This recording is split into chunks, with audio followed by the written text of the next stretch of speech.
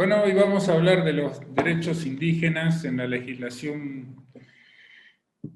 la normativa nacional e internacional. Esta presentación tiene como contenido el marco constitucional de los derechos de los pueblos indígenas, la Constitución boliviana, por supuesto, los avances y los retrocesos de los derechos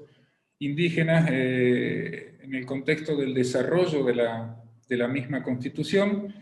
y vamos a abordar los derechos indígenas en particular. En primer lugar, quienes los derechos a invocar la tutela, el respeto de estos derechos, el derecho después a la libre determinación, el derecho al territorio y al hábitat, el derecho a la integridad medioambiental, el derecho a la implementación efectiva de los estándares legales existentes, de los estándares sobre todo internacionales, el deber estatal de prevenir el daño ambiental, ya entrando un poquito más en materia con lo que tiene que ver los pueblos indígenas y su relación con el medio ambiente, y los derechos a la participación, la consulta y el consentimiento. Esperemos que no sea muy densa la presentación. Bueno, en primer lugar lo que tenemos que decir, yo he hecho un cuadro resumen de lo que son el eje en donde están incorporados los derechos indígenas y concretamente el desarrollo de los mismos. Lo primero que hay que saber y entender es que los derechos de los pueblos indígenas tienen que ver con la estructura, por lo menos en la Constitución, tiene que ver con la estructura del modelo de Estado que ha adoptado Bolivia a partir de lo que se llamó la Asamblea Constituyente.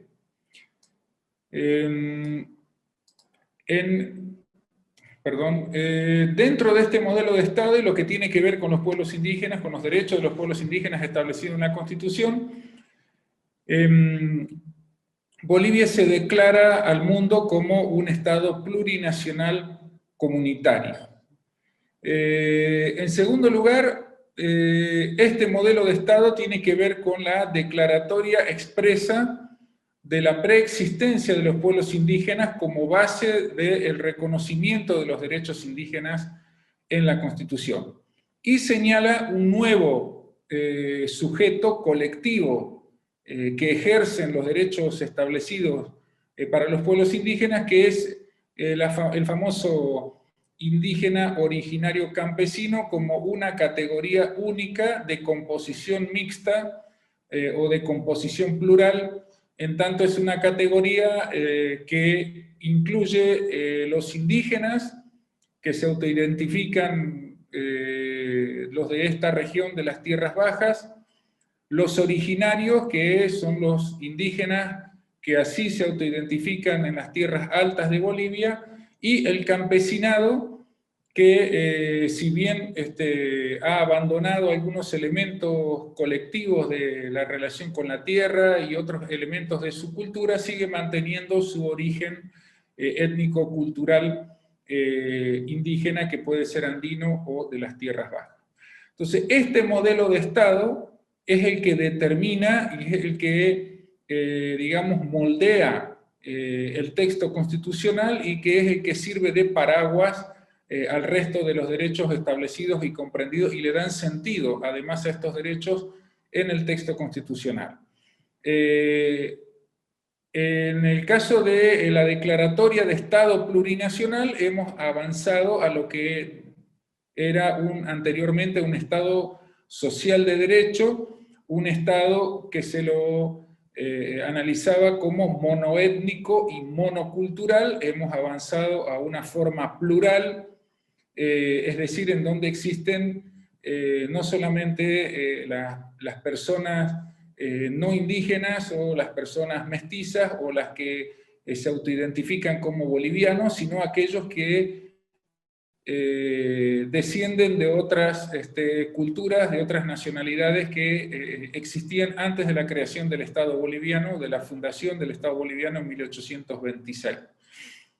Precisamente ese elemento y esa declaratoria de que preexisten pueblos indígenas es uno de los elementos centrales para entender la dimensión de los derechos que se reconocen, ¿no?, como pueblos indígenas. En tanto, esta declaratoria tiene un carácter de reconocimiento y a la vez de reparación del hecho histórico de haber negado la existencia de los pueblos y que es la base para el ejercicio de estos derechos,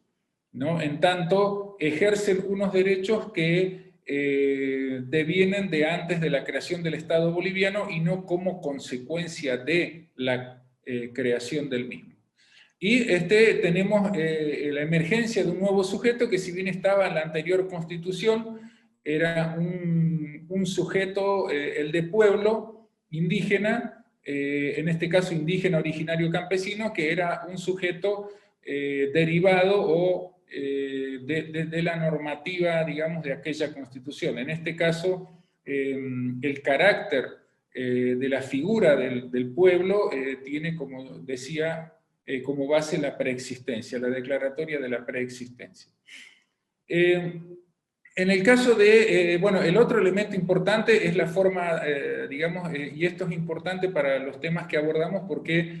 Bolivia también reconoce en su constitución 3 formas de democracia, ¿no? Además de la representativa y la participativa a través de los mecanismos del voto directo, universal y la elección directa o a través de partidos políticos de representantes en los órganos legislativos, también, y el mecanismo del referéndum, también existe el de la democracia comunitaria, que es la forma que tienen los pueblos indígenas a través de normas y procedimientos propios de tomar decisiones, elegir sus propias autoridades, así como también en el caso de la jurisdicción, que lo veremos ahora, de la justicia comunitaria, aplicar sanciones y aplicar su derecho consuetudinario. El otro elemento, el otro rasgo que tiene la Constitución boliviana, que entra dentro de este modelo de Estado plurinacional, es que tiene una composición plural sus órganos públicos de ejercicio de poder. Todos los órganos, desde, bueno, yo diría los 3 órganos que ejercen funciones públicas, que son el legislativo, el judicial y en parte el ejecutivo, y varios de los órganos que componen estos, o que ejercen estas funciones, están o compuestos de manera expresa por pueblos indígenas, como el caso de la Asamblea Legislativa Plurinacional y las asambleas departamentales, o sus miembros son elegidos con criterios de plurinacionalidad. Por lo tanto, tenemos que en el órgano electoral, en el Tribunal Constitucional Plurinacional y en el Tribunal Agroambiental, la elección de estos representantes se hace con criterio de plurinacionalidad, por lo tanto tenemos ahí al menos 1 o 2 miembros en cada uno de estos órganos que provienen de naciones o pueblos indígenas. Como decía anteriormente, la justicia comunitaria, que es una jurisdicción que está reconocida con el mismo rango que la jurisdicción ordinaria y las otras jurisdicciones, salvo la constitucional, está subordinada a la constitucional, y la constitucionalización en general de los derechos de los pueblos indígenas con un título específico en donde para las cuestiones que nos interesan resaltan los derechos a la libre determinación, a la territorialidad y a la consulta libre, previa e informada, y los demás derechos con los cuales cuentan los demás ciudadanos también que no son pueblos indígenas. El otro eje importante que tiene que ver con la Constitución es el de las autonomías indígenas, ¿no?, que tienen base territorial, es decir, las autonomías son reconocidas no solamente como gobiernos, sino también como territorios indígenas, sin subordinación a ningún otro a nivel del Estado. Se accede a través de diferentes formas, municipal, territorial y regional. Ejercen los 4 tipos de competencias establecidos en la Constitución, que son las funciones, tienen, digamos, la autonomía política, la autonomía, es decir, no están sometidas ni, digamos, tienen vigencia los partidos políticos dentro de las autonomías indígenas, ejercen funciones legislativas, tienen autonomía económica o patrimonial y ejercen funciones también de orden administrativo o reglamentario. Entre las competencias principales, definen el ordenamiento territorial en sus autonomías, es decir, que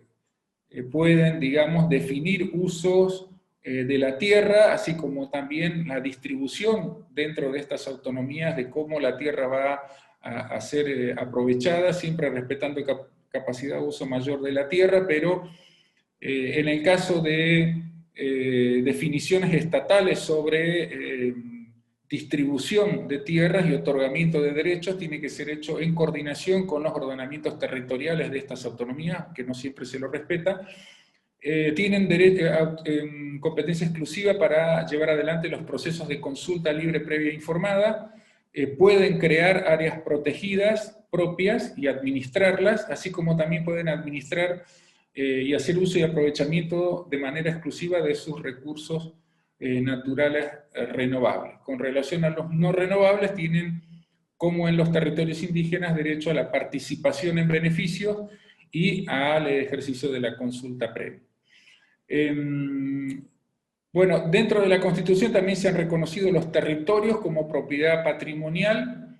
con todas las garantías que venían de la anterior Constitución y sobre todo de la ley INRA, donde habían sido reconocidos los territorios, son inembargables, imprescriptibles, indivisibles, irreversibles, y como les decía antes, dentro de los territorios también tienen derecho al uso y aprovechamiento exclusivo de los recursos naturales. Y otro de los ejes que me parece importante es que se ha constitucionalizado el paradigma de los pueblos indígenas como un paradigma de desarrollo nacional, que es este del alcanzar el vivir bien, a través de un modelo plural que reconoce sistemas tradicionales de producción indígena que coexisten con sistemas capitalistas y con sistemas asociativos de producción. ¿Cuáles son los avances y los retrocesos que hemos tenido en este, como ustedes pueden ver, amplio y muy importante marco constitucional de derechos, de reconocimiento de derechos de los pueblos indígenas, ¿no? En el caso de las autonomías, por ejemplo, estamos hablando, estas que ustedes ven en la norma, tenemos 4 leyes de las que se llamaron, o 3 de las que se llamaron estructurales. La última, la ley de Deslinde, era una ley muy importante para los pueblos indígenas, pero no fue a nivel estatal considerada como una ley estructural, pero que fueron 4 de las normas importantes que desarrollaron los derechos en general de la Constitución y de los pueblos indígenas en particular. El capítulo de autonomía fue desarrollado por la Ley 031 del 2010, que se llamó Ley Marco de Autonomías y Descentralización, Andrés Ibáñez, ese fue el nombre que se le puso. Y dentro de los avances uno puede recoger, una primera cosa era la definición del territorio indígena en términos autonómicos, es decir, la concreción de que el territorio indígena no era solamente una propiedad privada agraria, sino también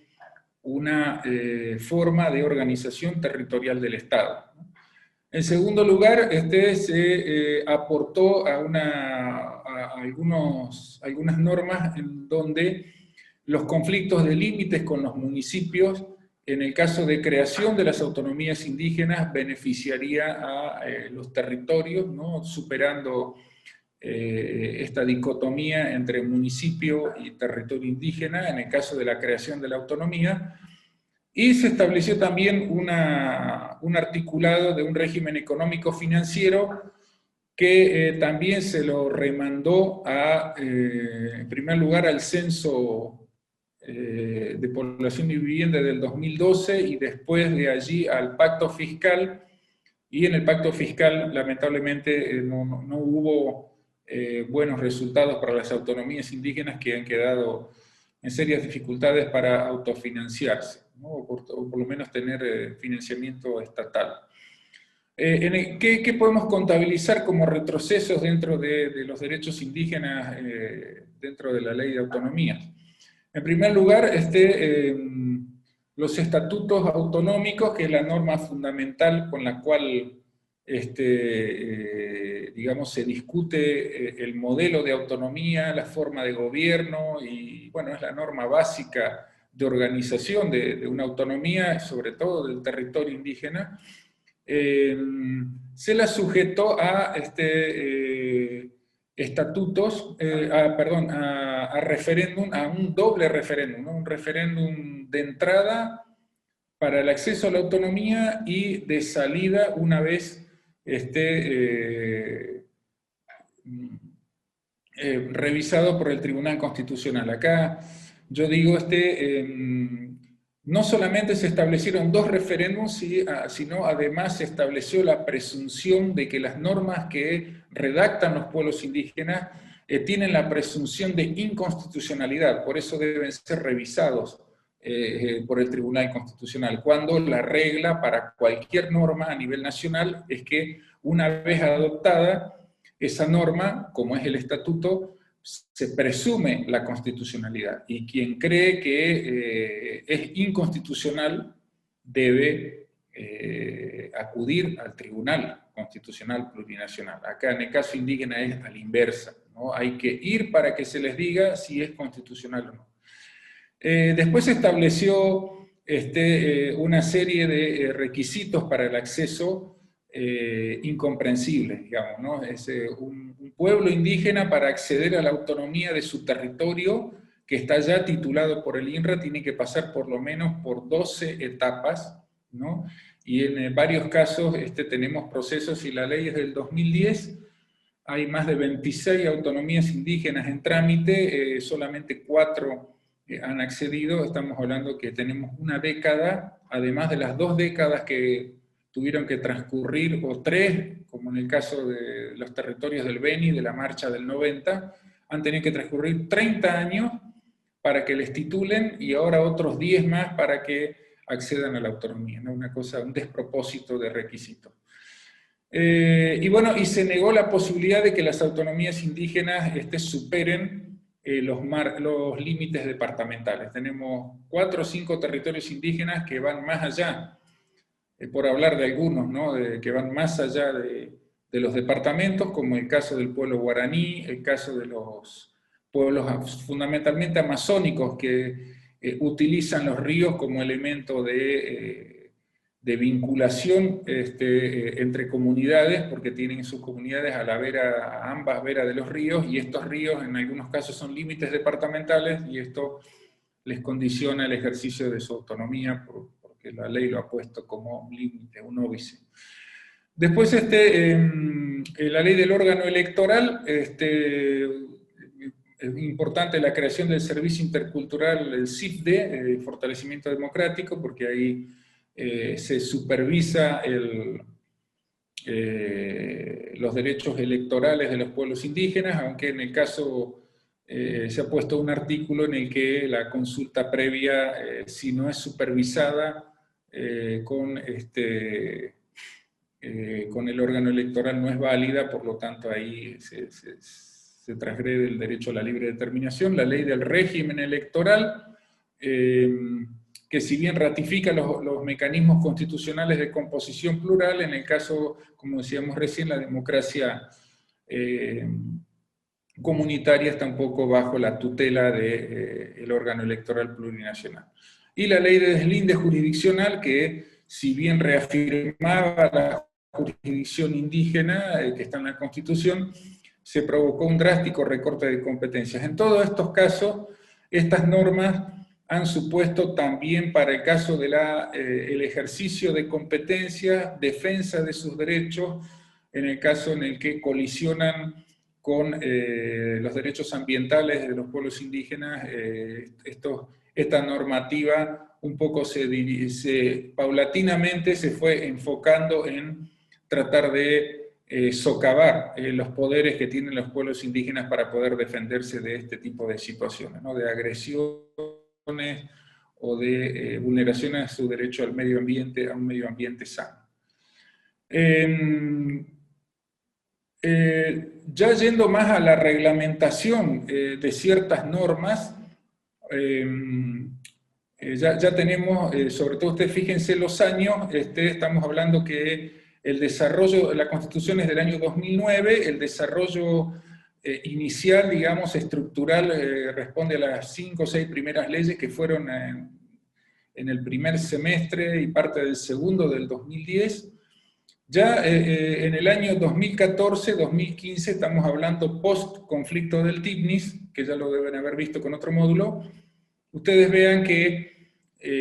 ya la orientación del gobierno de entonces, de Evo Morales, cambia las prioridades y comienza ya directamente a lo que nosotros llamamos retroceso o regresión, digamos, ¿no? Que es la violación de un principio de derechos humanos, que es el de precisamente la no regresividad o progresión, digamos, en la implementación de los derechos humanos, en este caso de los derechos humanos de los pueblos indígenas. En primer lugar, se adoptó una normativa que tiene que ver, acá vemos 3 normativas del sector petrolero y uno de la minería. En el primer caso, en el año ya 2014, se modificó la ley 3058, el título de derechos indígenas de la ley 3058, con este decreto supremo, en donde los pueblos indígenas son, a través de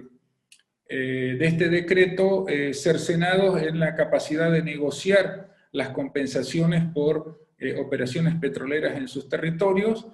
Se le pone un monte tope sobre proyectos a partir de porcentajes máximos. No se entrega dinero en efectivo ni ninguna cuestión que tenga que ver con recursos concretos, sino solamente sobre ciertos proyectos que tienen que ser además aceptados por el Estado, y además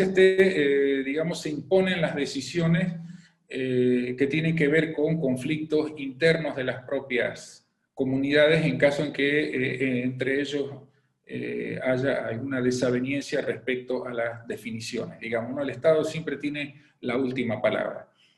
Fue una normativa solicitada específicamente por las empresas petroleras, tomando en cuenta que querían adelantar negociaciones y la misma complejidad que muchas veces tienen los pueblos hacía que los proyectos se demoren y bueno, el gobierno accedió a un decreto que fue prácticamente elaborado por las mismas empresas, ¿no? Por lo que se pudo conocer. En segundo lugar, una de las principales agresiones, digamos, a un derecho fundamental que tienen los pueblos indígenas en caso de explotación o operaciones sobre sus recursos naturales, y normativa al respecto, así como también obras o proyectos de infraestructura. Teníamos el decreto 29033, que fue modificado por este decreto supremo 2298 en el año 2015, que modificó el derecho a la consulta previa, ¿no? Volviendo, en resumidas cuentas, este proceso en un simple trámite administrativo, con alteración de toda la estructura del decreto 29033, y prácticamente ya en varios casos y sobre ciertas explotaciones petroleras no es obligatoria la obtención de la consulta previa, ¿no? Libre, previa e informada, tomando en cuenta que para el gobierno en ese momento y a través de este decreto declaraba que la explotación petrolera tenía carácter de utilidad pública y de máxima prioridad nacional, por lo tanto un derecho específico o particular de un pueblo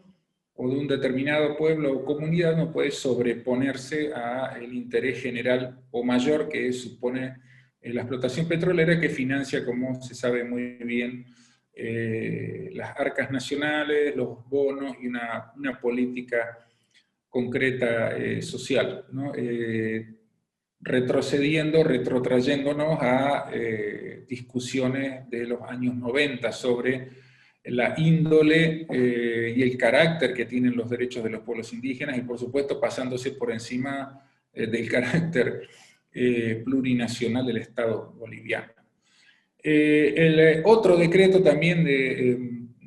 yo considero de los más graves que fueron aprobados durante el gobierno de Evo Morales es que digamos, pocos países en la región han aprobado un decreto así,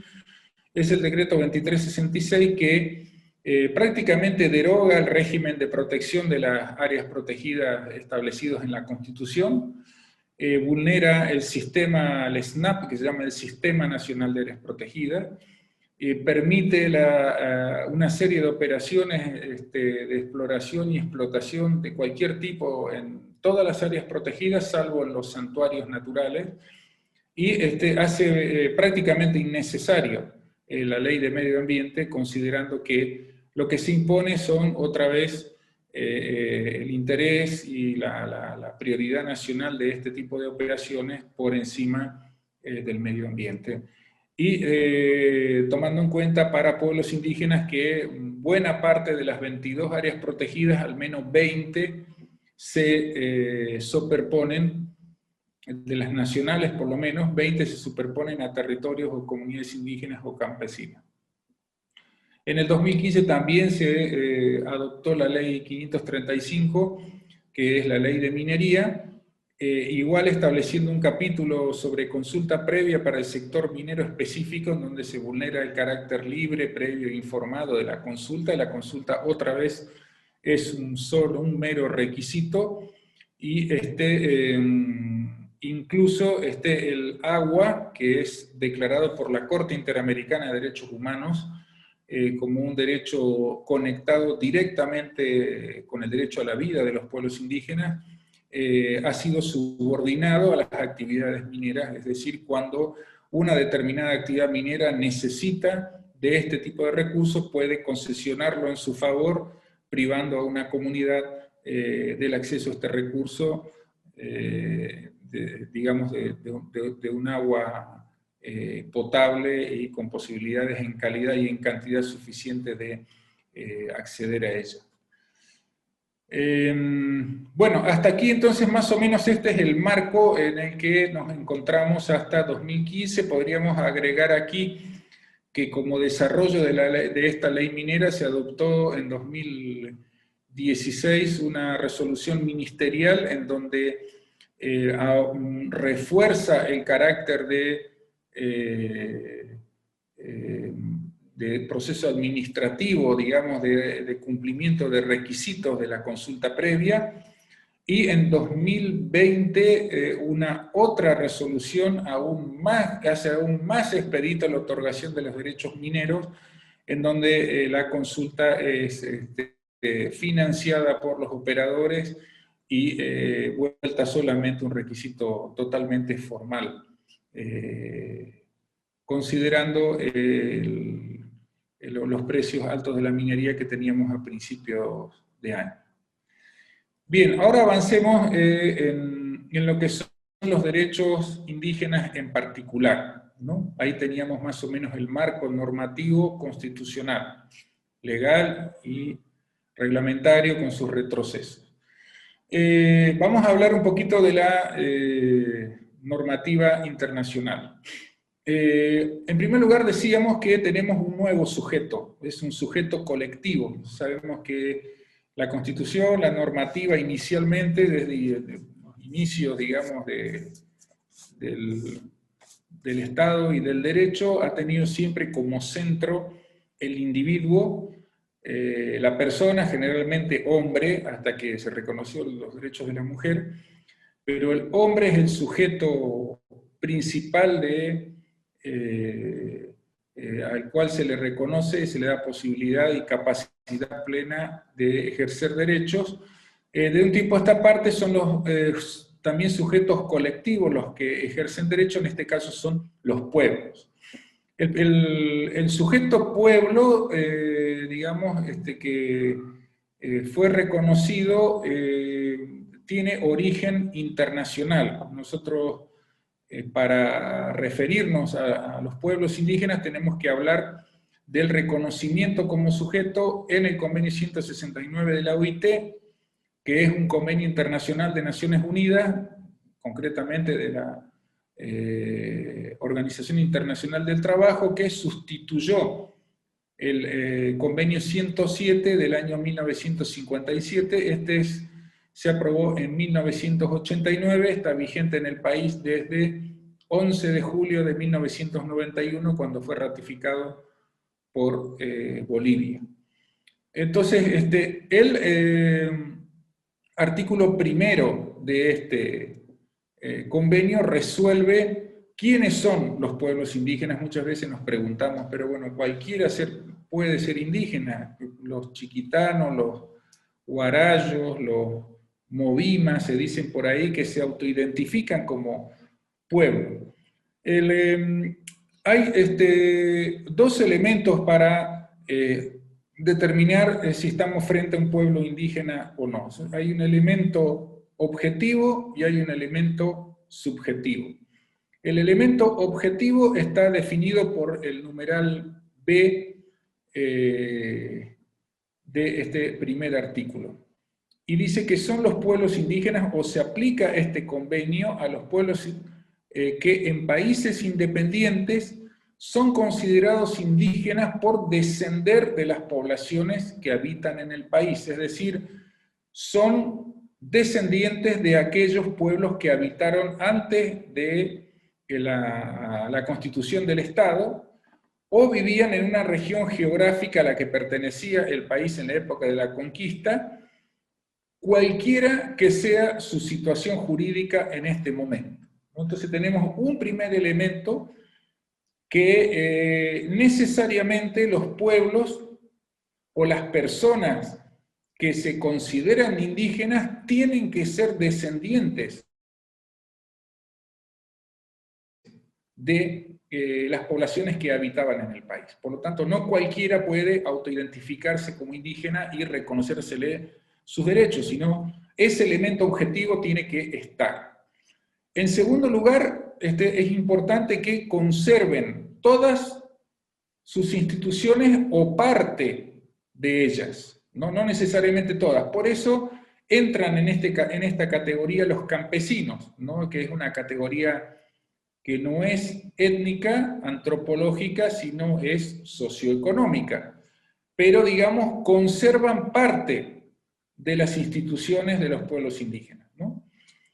Por lo tanto, les es aplicable este convenio en lo que corresponda. Y el elemento subjetivo, que muchas veces se lo quiere hacer prevalecer como único criterio, no es el único, como vemos acá, es la conciencia de su identidad étnica o tribal, que es un criterio que sí se lo considera fundamental, porque podemos tener personas o colectividades que descienden de las poblaciones que habitan en el país y que, que habitaban en el país o en una parte geográfica, pero que conservan incluso sus instituciones, pero que no se autoidentifican como pueblos indígenas, ni quieren ser indígenas, no quieren ser tomados en cuenta como tal, y ese derecho debe ser respetado. No quieren considerarse bolivianos o quieren considerarse con otras características sociales.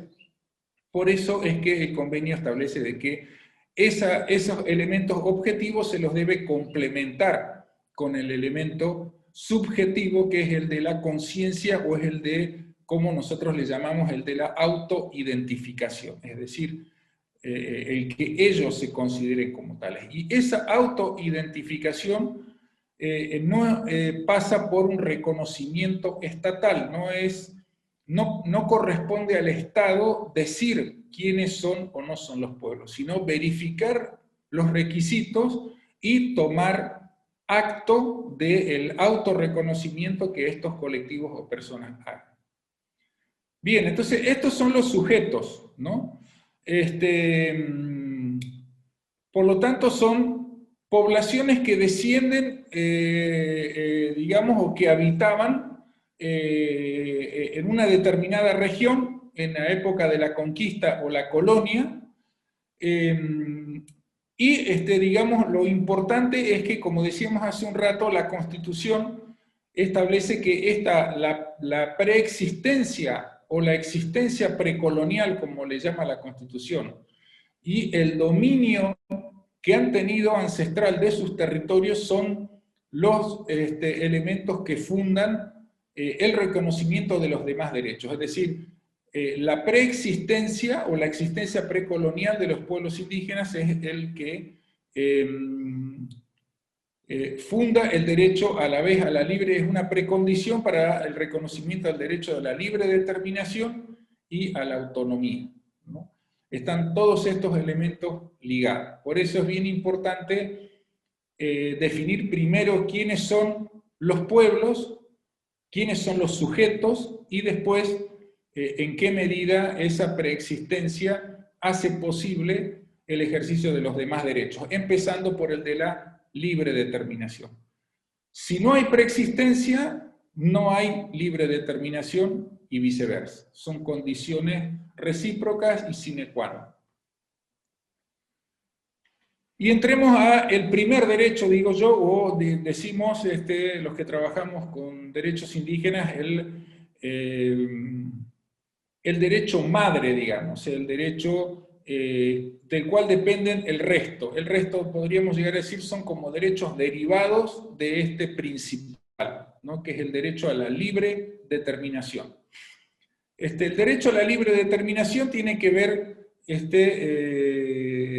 digamos, con la libertad que todos tenemos, o sea, o nace de una consideración individual del derecho de autodeterminarse, del ejercer derechos y contraer obligaciones sin ningún tipo de presión a su voluntad, y esa forma de ejercer derechos se extiende a los pueblos, a los colectivos, como un derecho colectivo. Deriva de ciertas concepciones que tienen que ver con elementos humanistas, y por lo tanto son aplicables a todos los segmentos de la humanidad, y tiene que ver también la libre determinación como parte de un universo más amplio de valores que constituyen además el régimen de derechos humanos, asociados a la igualdad y a la dignidad, ¿no? Que son los dos elementos fundamentales establecidos en la Carta de Naciones Unidas. Así como decíamos, además esta libre determinación es una libre determinación de la cual son parte todas las tradiciones y culturas. Tiene que ver con el ejercicio de parte de individuos, así como colectivos, el control sobre sus propios destinos y del vivir de los estados, construidos sobre la base de ese derecho. Es decir, los estados libres e independientes tienen como base la libertad o la autodeterminación de sus propios pueblos. En el caso de los pueblos indígenas, el tipo de libre determinación o autodeterminación que siempre ha planteado un conflicto, un problema, digamos, para entenderla hasta qué punto, en el caso de los pueblos indígenas, llega a fundar de otros derechos de carácter con dimensión de estatalidad, se dice que se le reconoce la libre determinación y un correlativo ejercicio de la autonomía en sus territorios como una forma de reparación a la negación histórica de este derecho producto de la colonización o de procesos de colonialismo interno. Es lógico que en estos procesos de colonización han sido sometidos pueblos, han sido estos pueblos despojados de sus territorios, negadas sus instituciones, sus sistemas culturales, y que el derecho internacional de los derechos humanos ha venido a reparar esta situación con una figura de libre determinación en una doble dimensión. Tenemos una dimensión de libre determinación en tanto reconocimiento de gobiernos autónomos para atender sus asuntos internos y locales,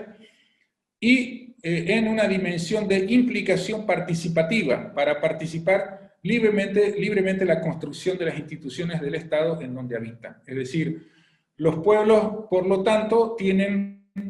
una libre determinación que no necesariamente y no siempre funda la independencia, podemos llegar a decir, y más bien lo que hace es, proyectándose hacia el pasado en el hecho de la colonia o de la dominación de potencias extranjeras de estos pueblos,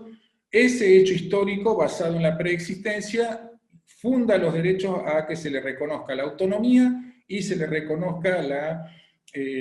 posibilidad de atender sus propios asuntos de acuerdo a sus normas y procedimientos propios, de acuerdo a su propia justicia, de acuerdo a su propia democracia, pero además no los excluye del Estado en donde ellos viven. Por lo tanto, en ese Estado también en su condición de pueblos indígenas, diferenciados del resto de la sociedad, en una figura de Estado plural, construyen también, tienen la posibilidad de construir libremente estos estados desde la pluralidad y formar parte, como sucede con la Constitución boliviana, formar parte de los órganos, componer de manera plural los órganos públicos, tomar decisiones y participar en la vida institucional del Estado como el resto de los ciudadanos. Por lo tanto, tienen una doble ciudadanía, digamos así, una ciudadanía en tanto indígenas y una ciudadanía en tanto ciudadanos del resto de los bolivianos, en este caso. El otro derecho fundamental de los pueblos indígenas es el derecho al territorio y al hábitat, ¿no? Este derecho tiene dos dimensiones, ¿no? Una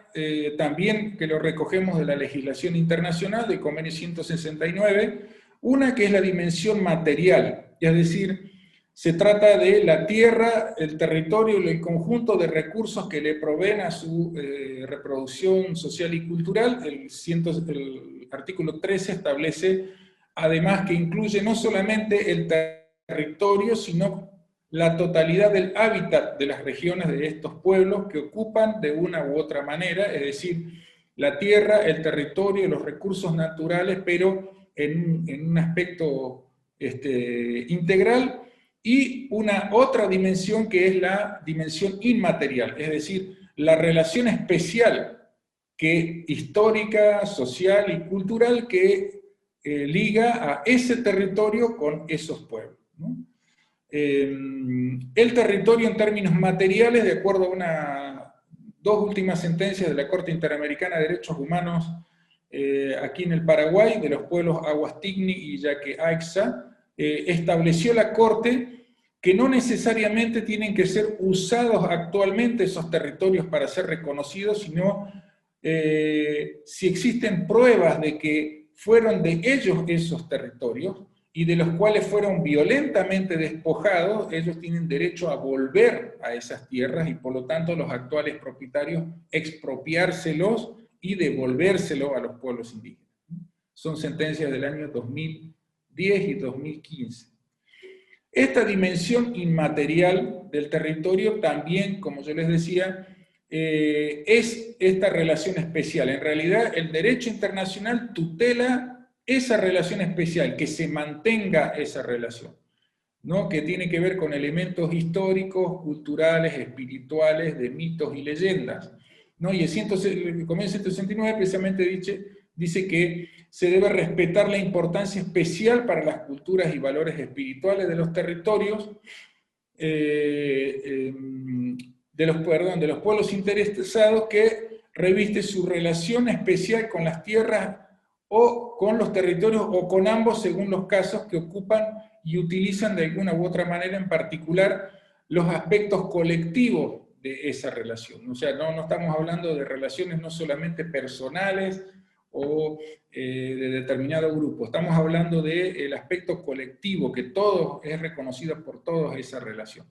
Y esto también es recogido por el 403 de la Constitución, en donde dice que el territorio indígena originario campesino comprende, además de los elementos materiales, los espacios de reproducción social, espiritual y cultural. Es decir, que va más allá de lo que muchas veces decimos el cumplimiento de la función social o la función económico-social, que no son figuras aplicables a los pueblos indígenas. No tiene que haber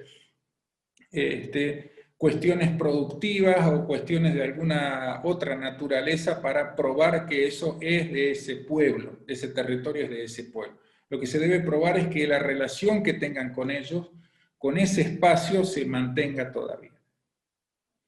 Bien, precisamente esta relación inmaterial ha sido también recogido, ha sido materia de sentencias de la Corte Interamericana, de estos casos de los que hablábamos, en donde el territorio se extiende a todas las áreas en cuales mantengan este tipo de relación, este vínculo cultural de memoria colectiva, con conciencia de su derecho al acceso o pertenencia, de conformidad a sus propias reglas culturales y espirituales. En el caso de estos pueblos, Aguastigni, pero concretamente el caso Yaqueaixa, que es del Paraguay, Aguastigni es en Nicaragua, estamos hablando de pueblos despojados, en donde estos pueblos que vivían a la vera de la carretera, al pegado a donde habían sido sus territorios, de los cuales habían sido desalojados, mantenían toda una memoria colectiva que constantemente los llevaba a épocas en cuando ellos vivían dentro de esos territorios. El otro derecho importante que tiene que ver con nuestra ponencia de hoy es el derecho a la integridad medioambiental, ¿no?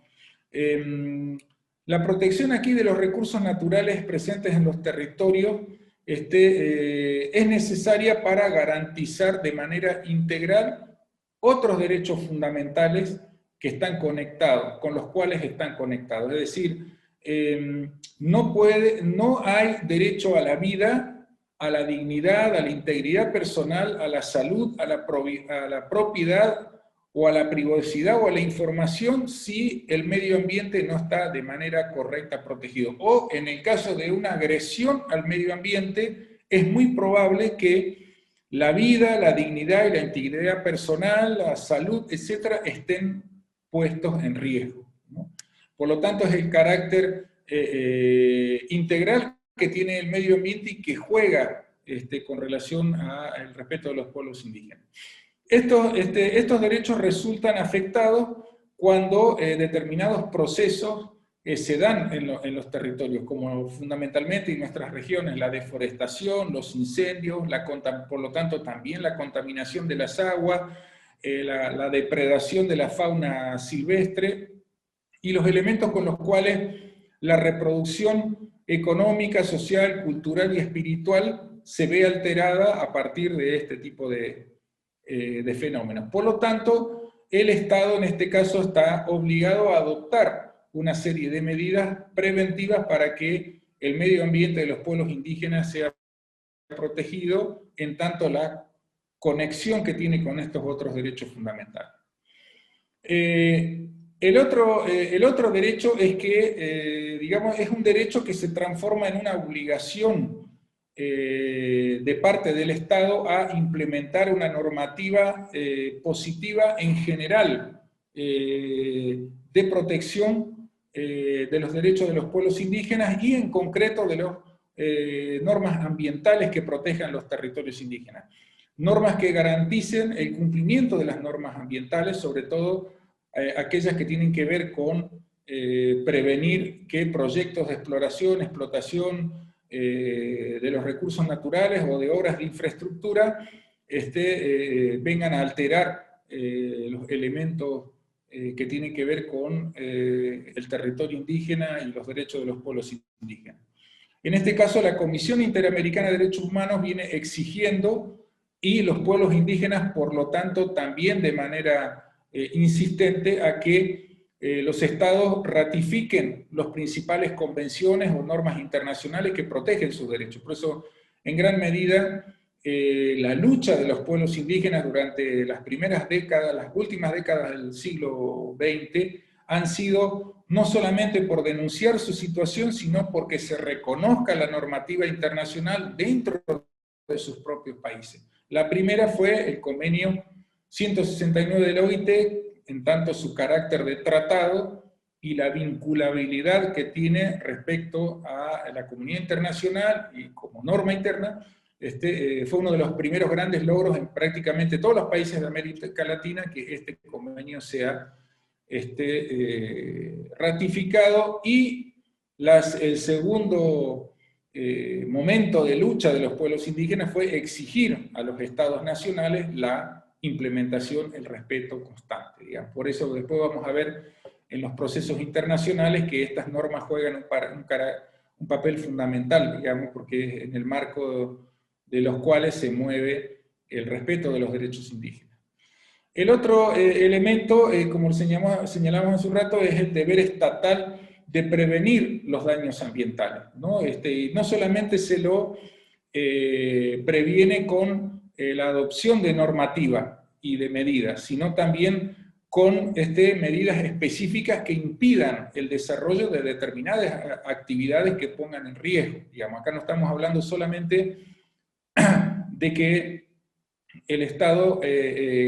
celebre los convenios internacionales o tenga una ley de medio ambiente, sino que respecto de obras o respecto de actividades concretas, el Estado adopte medidas contrarias, prohibitivas, y además las ejecute, establezca sanciones para que estas actividades no se desarrollen.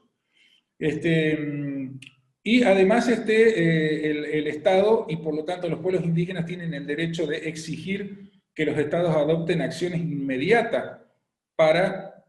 la suspensión, la reparación y la prevención de daños ulteriores a las condiciones de vida de los territorios indígenas, ¿no? Toda esta normativa que yo le estoy detallando está recogida en informes, son la derivación de los tratados internacionales sobre derechos humanos y derechos al medio ambiente, que son aplicables a los pueblos indígenas y que han sido recogidos en determinados informes de organismos internacionales. Y el otro de los derechos aquí más importante es el derecho a la participación, que conlleva a la consulta y al consentimiento libre, previo e informado. El derecho a la consulta es un derecho que se estableció en el convenio 169 de la OIT,